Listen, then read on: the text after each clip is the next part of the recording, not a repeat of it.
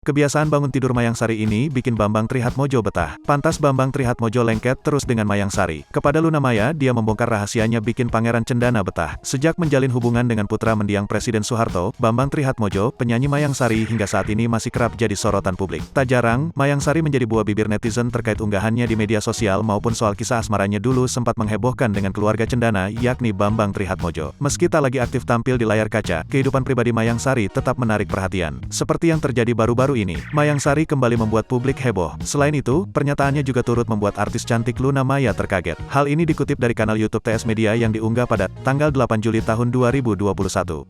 Ternyata saat berbincang dengan Luna Maya, Mayang Sari menceritakan pada mantan Ariel Noah itu bahwa dirinya ingin selalu terlihat cantik. Meskipun dalam keadaan bangun tidur, Mayang Sari mengharuskan dirinya nampak terlihat cantik di depan sang suami, Bambang Trihatmojo. "Bangun tidur aku harus cantik," ucap Mayang Sari.